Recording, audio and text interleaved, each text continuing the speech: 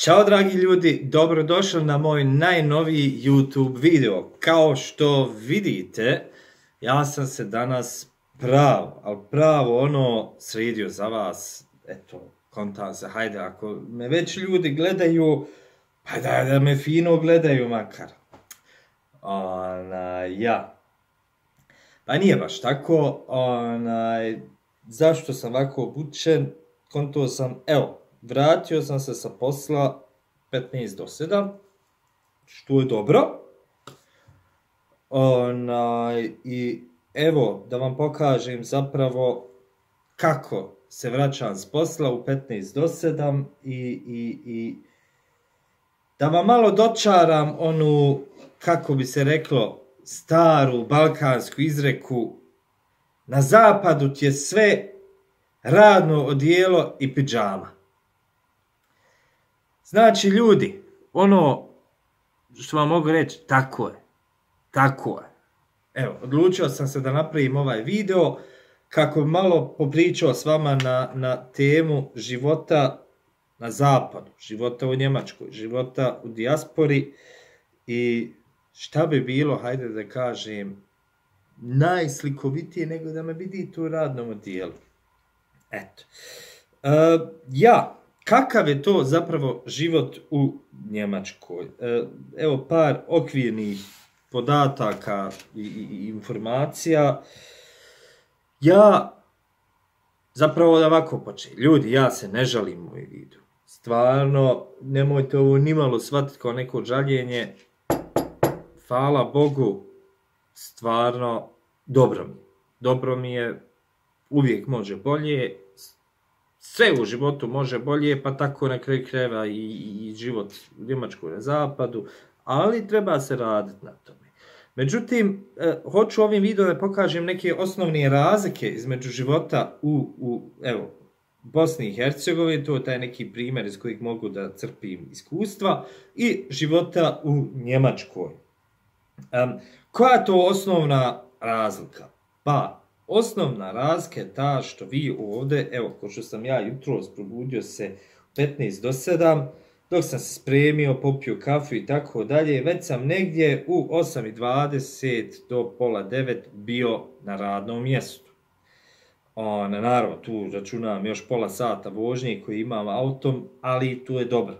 Vjerujte, tu je za neke njemačke usre pola sata vožnje do posla je bombona. Evo, ja sam nedavno bio i bez auta jedno mjesec dana, to vam je sat i po. Znači, zamisli, ti sat i po putuješ do posla, ne računajući to da se spremiš i tako dalje, putuješ još sat i po do posla, radiš tu svojih prosječno 9 do 9,5, 10 sati i onda sat i po nazad. Pa šta ćeš drugo da radiš?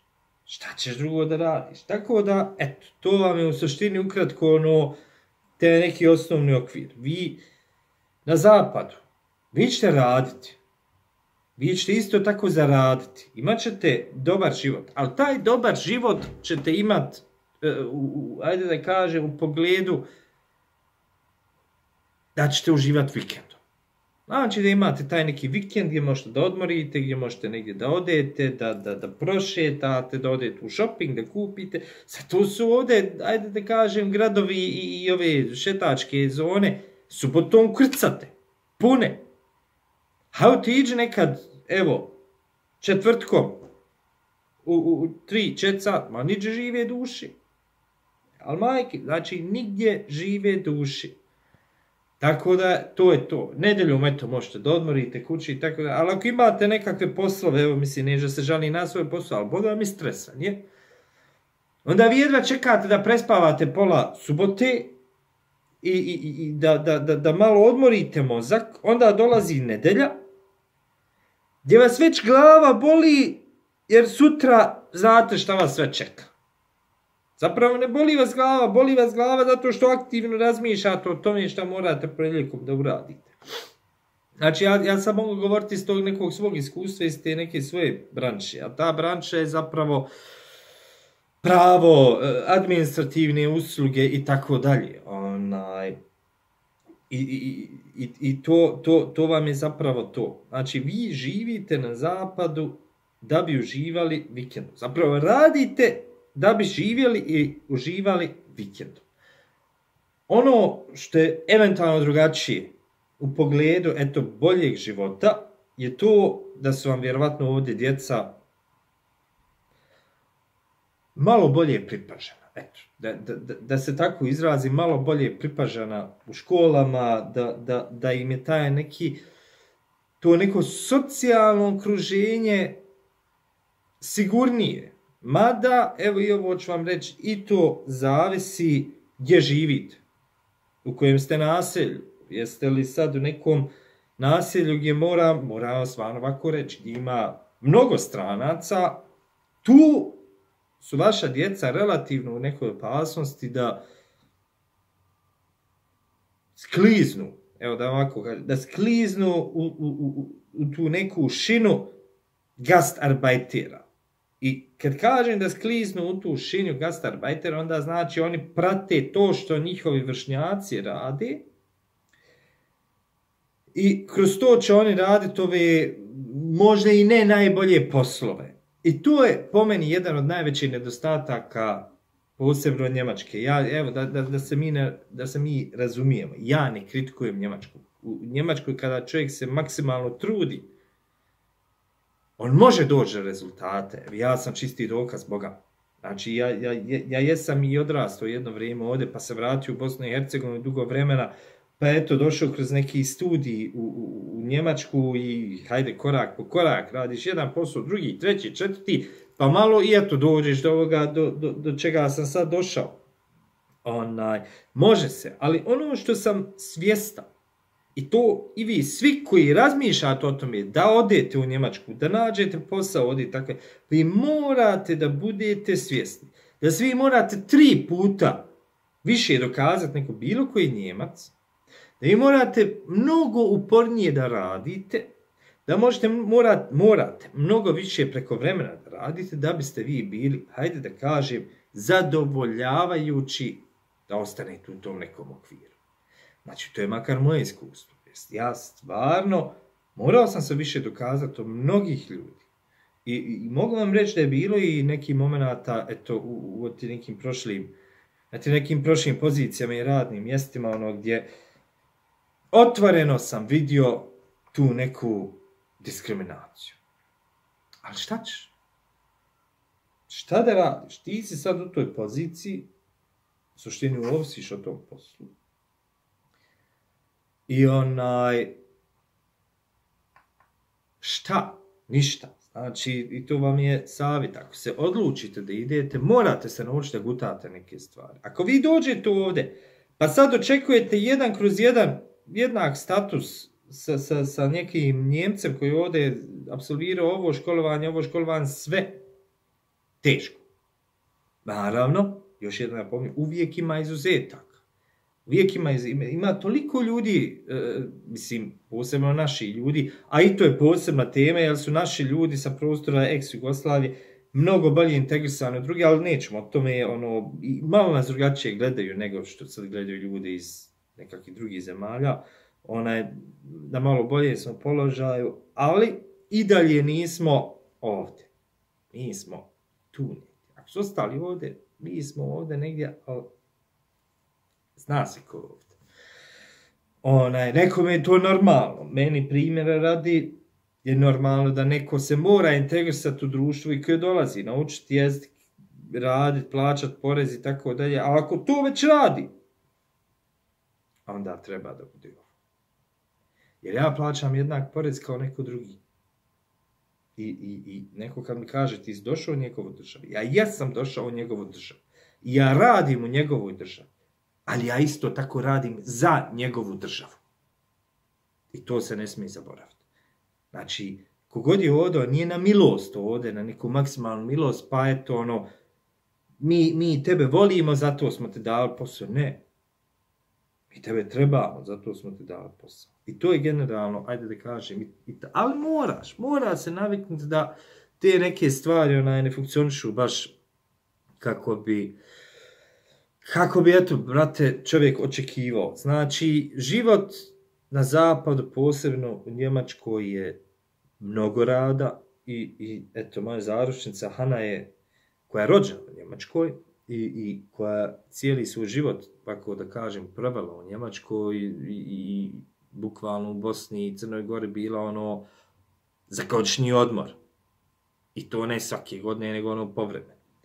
Ali, eto, prvu godinu kad smo dolazili u Sarajevo, tu je, eto, za mene je baš ono bilo nekako lijepo iskustvo, nije ona često bila u Sarajevu i eto, ja pokazujem neki svoj grad, odrastanja, rođenja itd. Ona je rekla jednu vrlo lijepu rečenicu, a ona glasi: u Bosni ljudi rade da bi živjeli, a u Njemačkoj ljudi žive da bi radili. I to, ljudi, morate imati uvijek ovdje u malom mozgu kada razmislite o tome da li ćete doći u Njemačku ili da li ćete otići na zapad. Znači, vi ovdje kada dođete, vi živite da bi radili. I što se prije pomirite sa tom činjenicom, to će vam, hajde da kažem, život biti lagodniji. Ja sam imao probleme, ja vas neću lagati, ja dan danas imam probleme sa tim, da se pomirim s tim. Zato što kontam, pa ja radim da zaradim novac. Novac mi ne treba da izgleda lijepo kao neka cifra negdje u banci, na nekom komadu papira. Mogu i ja uzeti sve papirči, napisati 15 milijardi. Šta će mi to? Nego taj novac treba da služi da ima lijep život. Da ima lagodan život. A ukoliko ću ja cijeli svoj život provesti i zapravo svoje vrijeme da provedem u tome, putovat na posao, raditi, putovat nazad, doći kući, pojest nešto, eventualno pogledat kakav film, zaspat i onda ponovo isto, i da živiš za ona 2 dana vikendom, a neko, boga mi, samo 1 dan,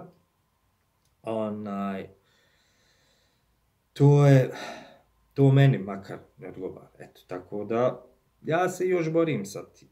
Ima tu metoda, čovjek može da radi, kako da kažete, neko skraćeno radno vrijeme, ali si manje plaćen. Ili da radiš pola radnog vremena, da ti je pola plate nego što bi obično dobio. I troškovi, evo vidim već 12 minuta, pa evo još malo, 2-3 minuta, ali moram još malo na troškove da skrenem pažnju. Troškovi su ovdje, makar za neke stvari, odnosno za većinu stvari, vrlo, vrlo visoki. Vi komotno 1/3 vaših prihoda kućnih planirajte za kiriju. Znači stan. Bukvalno da imate skrovište. 1/3 toga što radite. Vi svaki 3. sat vašeg rada radite da bi platili kiriju. Pored toga, morate i internet, koji eto nije baš ni skup, a bogam nije ni jeftin, 40 eura, 80 maraka. Nije. Isto u Bosni, mislim, možda je malo brže i ovdje, ali bogam ja gledam filmove i doli i ovdje. Onda morate da plaćate struju, koja je pravo skupa, eto meni za ovaj stan 60 kvadrata dolazi preko 100 eura struje, mada ne trošim, evo pogledajte, mrak. Stvarno ni trošim šta puno struje, ništa. Auto ubi. Stvarno, auto košta od poreza, goriva, registracije, osiguranja, ali vi bez auta, jer nije to ko u Bosni da vi, šta ja znam, živite u gradu gdje možete i pješke, tako da ja sada hoću na posao da odem pješke, trebalo mi dobro 5 sati.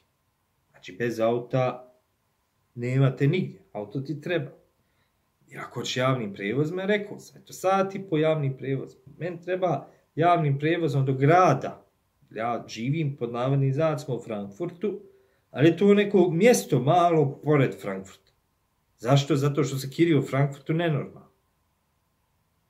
Najjeftinija kirija koju sam eto za neki normalan stan, a ne neku šupu malu, bila 1200 eura. Stančić, 1200 eura. Tako da to su ti neki troškovi. Onda idemo dalje. Troškovi raznih osiguranja koje će vam trebati. Vi morate imati osiguranje protiv, ne znam, da ukoliko, kako se ono zove, evo, zaboravio sam stvarno kako se zove. Ako nekome je neku štetu napravite, pa da to osiguranje plati, onda često će vam, posebno kao stranci, jer vam konta vi ne znate pravo te države, a i ne znate. Ja sam pao jednom, iako sam pravnik, evo, mislim, stvarno stid me priznat, ja sam jednom, jednostavno nisam znao te neke maksimalno specifične neke njemačke pravne norme, pao u jednu zamku i tužili su me, međutim ja sam tad bio u selidbi između Berlina i Heidelberg i tako da je to se sve završilo, evo ga, račun. Ja tada nisam imao osiguranje, ono pravno osiguranje se to zove, znači da vam kao plaćate mjesečno, ali zato imate pravo da se pravno savjetujete s advokatom, pa on rješava to, sad to ima, a tad to nisam imao, znači zato. Onda, mislim, 1000 nekakvih stvari, morate osigurati stan zato što traži to od vas ovaj gazda, pa eventualno ako ima neki njegov namještaj, i, mislim, toliko ti nekakvih stvari ima, nekad jeste, nekad i nije tako. Neki gazda traži, neki ne traži. Ali hoću da vam kažem, znači ti troškovi, neki fiksni su poprilično visoki. Znači, na stan i na fiksne troškove ode minimalno 60% vaše plate. I onda, na kraju, hoće čovjek šta pojest, neće, vi možete, evo, otići u Lidl ili Aldi i poprilično jeftino, mislim, pod navodnim znacima jeftino, nije jeftino kao što je kod nas u Bosni i Hercegovini, ali jeftino, eto, to što je u Bosni u eurima, ovdje, u markama, ovdje u eurima. Možete, hajde da kažem, da jedete, ali to nije baš neko kvalitetno. Znači, te namirnice nisu najkvalitetnije. I kogod kaže, meni je dobro, ja više volim da odem da uzmem sebe nešto kvalitetnije, jer znamo da šta sam jeo, nego da uzmem nekakav, evo uzet ću sir, neki sir iz Aldija koji,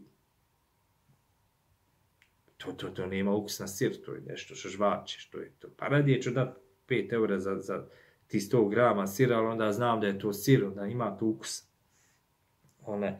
Tako da to, znači troškovi su stvarno visoki, ali može se sve pokriti. Može se i pokriti, može se i uštedjeti ukoliko čovjek zna da sa financijama barata, ili ako ima zaručnicu ko što ja imam, koja povremeno ovako malo taj rad, pa ga zašteka, pa kad nam treba pare, joj, kako ću, i evo ga. Ja, pa otkud to? Da ti je znam. Tako da, to je to. Tako vam to izgleda, dragi moji. Zanima me stvarno, evo, makar za oni koji su već u dijaspori, koji su već na zapadu, da li su ovo isto vaša iskustva, da li dijelite ta iskustva, da li je vama bolje, da li je vama ljepše, da li manje radite, da li više radite, volio bi da komentarišete dole, čujem vaša iskustva. Ukoliko eto imate nekakvih pitanja, postavite, vidjet ću da putem nekog narednog videa odgovorim na ta pitanja, posebno za one ljude koji razmišljaju o tome da li će otići u Njemačku ili da li ne. Posebno ću napraviti jedan video kako do posla u Njemačkoj i kako sam ja zapravo došao do posla u Njemačkoj i kako sam u struci našao posao, jer dosta prijatelja pitaju me pitanja, joj, kako da priznam diplomu, ja bi u državnu službu. Šta bi? Pa ja bi u državnu službu. U Njemačkoj bi ti u državnu službu. Pa ja. Ne može to tako. Znači, posebno za takve kandidate sam spremio jedan video, da vam objasnim da to nije baš ko što mislite u Bosni i Hercegovini, da je državna služba takva da vi ne imate samo pravo, nego država ima obavezu da vam da taj posao zato što ste vi završili to. Nije to tako. U Njemačkoj je također surovi kapitalizam. Surovi kapitalizam. I to nemojte zaboraviti. Do tada, dragi moji, pošto evo vidim da ističe vrijeme, a Boga mi i meni ovo vrijeme odmora sve manje i manje. Valja nešto pojest, pogledat film i onda već spavat, jer sutra valja opet na posao.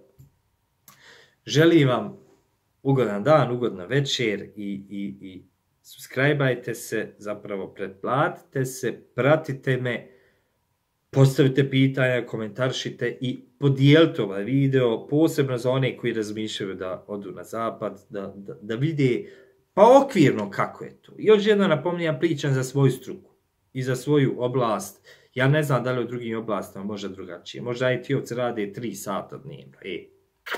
Bombona. Ne znam. Tako da, ali ako vi znate, podijelite to. Želim vam sve najbolje i doviđenja.